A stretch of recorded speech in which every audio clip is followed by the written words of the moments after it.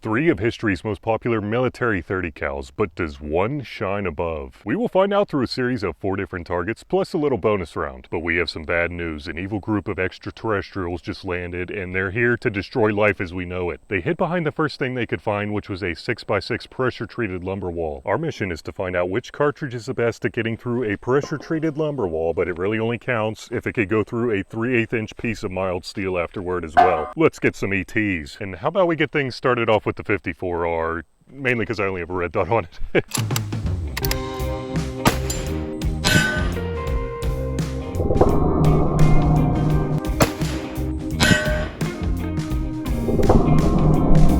Ho-ho, both are in the circle, or at least touching the circle, so we're off to a pretty good start. This spider apparently wants to take over this block. We'll let you stay there for a second. Anyway, let's check out the results. Don't get smushed, spider. Turn it around, and I can't tell what happened. There's just so much fragmentation that came back and hit the block back here. Anyway, how's the alien's face look? Oh man, his chin got demolished down there, but anyway, you could see the bullets definitely did not go through. Those ETs are destroying life as we know it right now.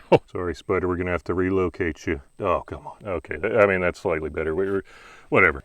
Terry, which cartridge next? 308? Good choice.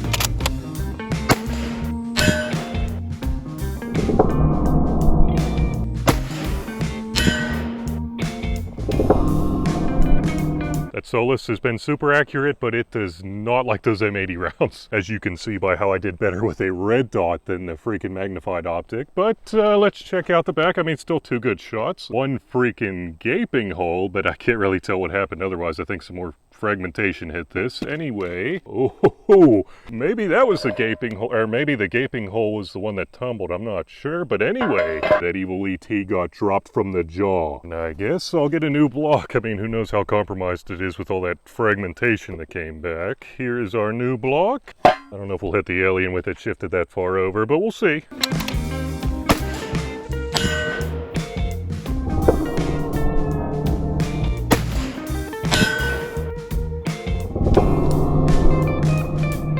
Before we check it out, guys, I'd really appreciate it if you liked and subscribed. That old M2 Ball is all over the place, especially without an adjustable parallax, but I mean, 2 pretty decent shot placements. Not perfect, obviously. What happened to the back, though? Oh, ho, ho. Really looks like they both went straight through, and what happened? Oh, I was worried it would overlap there, but I mean, it really didn't overlap that much, and it looks like the 30-06 barely left a crater compared to the 54R with either of those bullets. So I guess if the evil ETs are hiding behind a lumber wall, the 308's really the only way to go. Surprisingly, these ETs have vital spots that are awfully close to a gallon jug of water. How convenient. Crazy, I know, but the thing is we're using FMJs, which aren't necessarily known for their dropping power unless they tumble. Our mission is to find which one tumbles the fastest, thereby splattering the ET's vitals the most. And Terry, buddy, I'm sorry, but we're gonna have to put you up here. Holy shite balls, your scoliosis is getting worse by the day. Maybe the flatness will straighten you out. Look at that curve.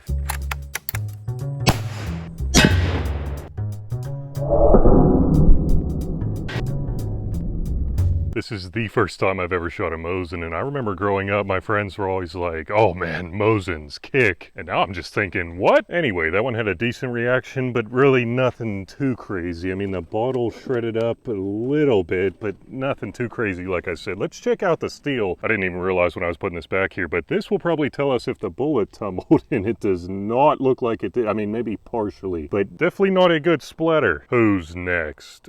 Oh, thanks, Terry.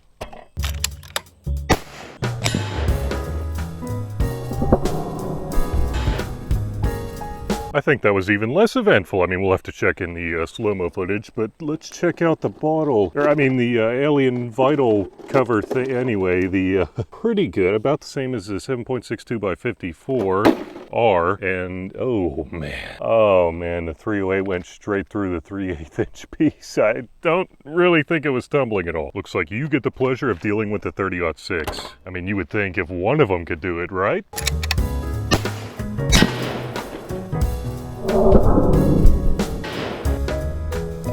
I don't even know what to say. I guess it just takes longer than a gallon jug of water for these bullets to tumble. I mean, this one seemed to do a pretty decent number, just like the other ones. And, oh, okay. I mean, on the steel, at least, it looks like the bullet tumbled, but maybe it was doing that as it exited the gallon jug of water, huh? Well, you already saw the slow-mo, and looking it over on my end, I don't really think there was that much of a difference, but at least the 30-06 tumbled. I mean, that's what we were after, so I gotta give it a couple extra points. And Terry, come back down here, buddy. I'll help you out, though. Oh man, that is harder one-handed than it looks.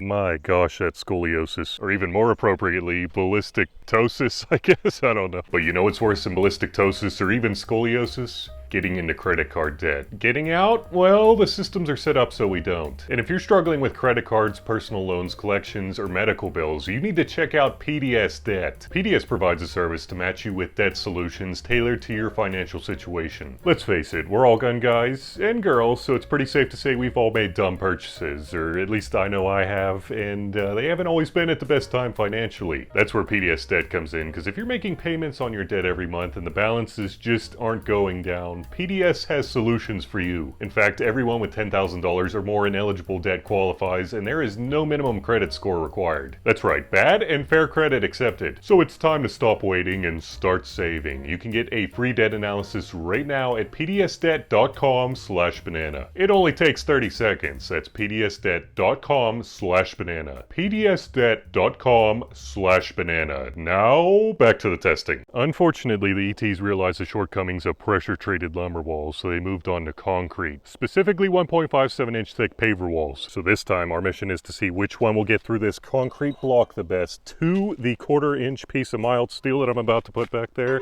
That'll tell us which one is the best for the ETs hiding behind the concrete.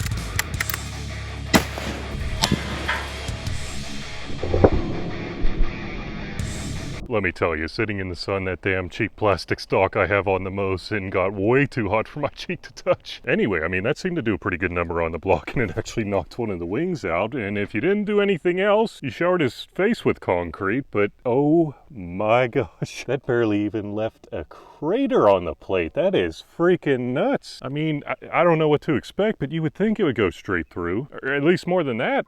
See if the 308 can do any better.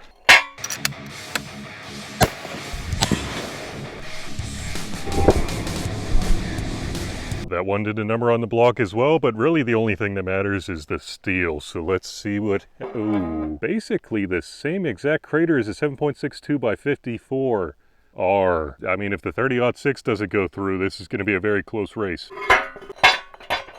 That was way more difficult than it should have been.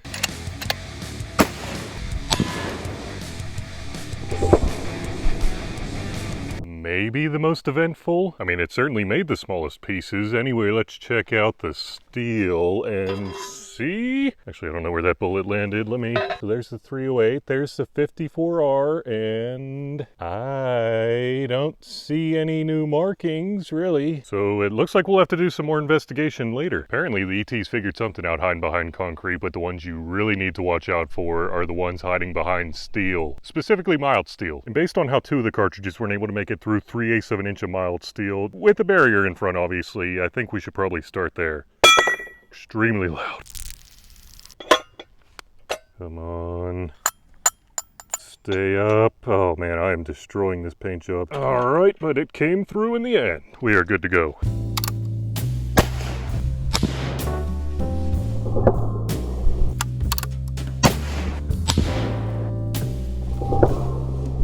Yeah, I messed up the first shot, but the second one appeared to, yep, definitely went straight through. Let's check out the pinky test. Oh, pretty decent pinky test.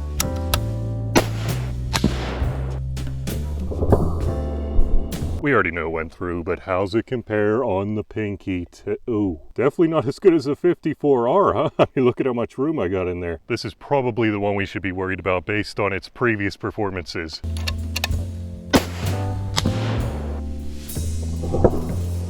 Never mind, it went straight through, so we have a 3-way tie, but probably not in terms of pinky test. Let's check out that 30-aughts. Oh, yes. I mean, that might be better than the 54R up here. It's a close race. Let's get that 1/2 inch thrown in there, though. These are the real ETs you need to be worried about. Barely. All right, that is nice and tight.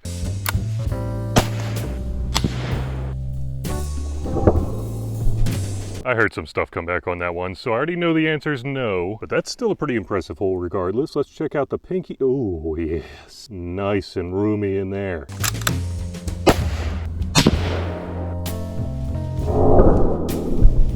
Even the table's getting too hot to touch. I needed to get out my shooting mat. Straight carbon is certainly a step up from that cheap plastic garbage, but I'm really starting to appreciate the foam that MDT puts on a lot of their models. It's like setting your cheek on a toilet paper roll or something. I mean, that's not a good analogy, but you know what I mean. And I'm not just saying this because MDT was nice enough to send over this HNT 26 chassis, although it is my favorite chassis on the market, at least when it comes to ultra lightweight chassis. The only problem I have with lightweight is that it means more recoil, which I don't necessarily mind, but if I can avoid beating myself up on range days like this without using a freaking muzzle brake, that is exactly what I want to do. So when Backfire reached out to me about their backstop recoil pad, I was like, I mean, it sounds good, but how's it any different than a regular recoil pad? Apparently these things are 3D printed specifically for the recoil profile of the cartridge you're using. And I don't want to bore you with all the science behind how this thing works, but just know it works. This backstop recoil pad took the 30-06, you know, which I know isn't a lot of recoil, but it took it from somewhat uncomfortable to basically nothing. I just wish I had it before I filmed this video. I'm thinking, and actually I can't tell because there's a piece of lead blocking it off. Let's see if that 308 went through, huh? Oh. Oh, that is a nice big bulge. But as you can see, it definitely did not go through. Let's check out the pink. Oh, we got a cock blocker here. I guess that's what you call that lead thing in there, huh? Can the good old 30-06 do it? I don't know. With this load.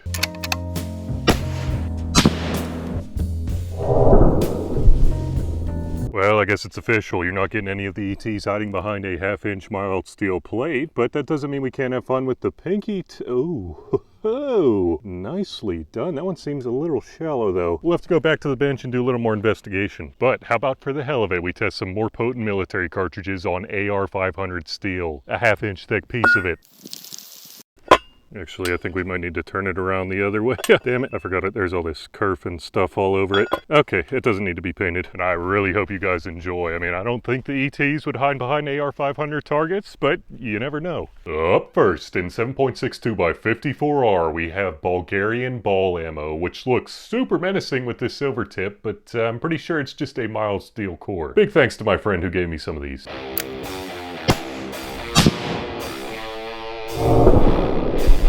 I won't even tell you how many shots it took to figure out where that was hitting, but anyway, I mean, we got a decent shot placement there, and as you can see, it is definitely a mild steel core. Up next is one of the most extreme 308 or 7.62 loads, at least available, the M80A1, and a big thanks to Emax Tactical for sending this over.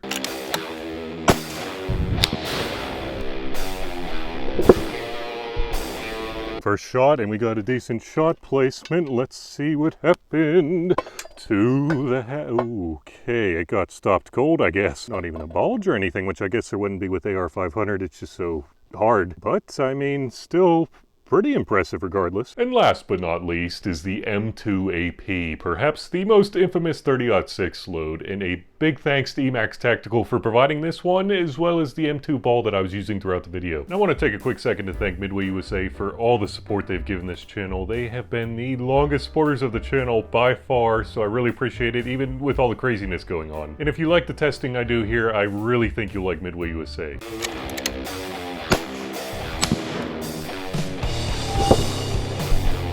Could this be it? I mean, it certainly looks deeper than either of the others, and I think it's actually clogged up in there. Didn't realize that when I was walking up, but anyway, let's check out. Oh, definitely did not go through, but I mean, that might be a little more impressive than the 308. I really can't tell. But I think it's time to grind.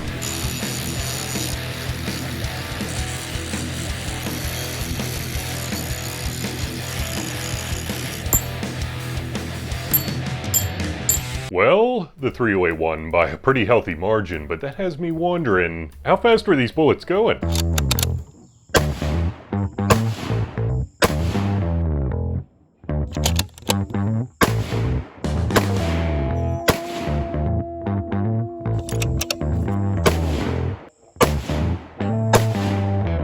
Whoa, I guess you never know what you're gonna get with M2 Ball. And remember, don't let Ballistics drive you bananas.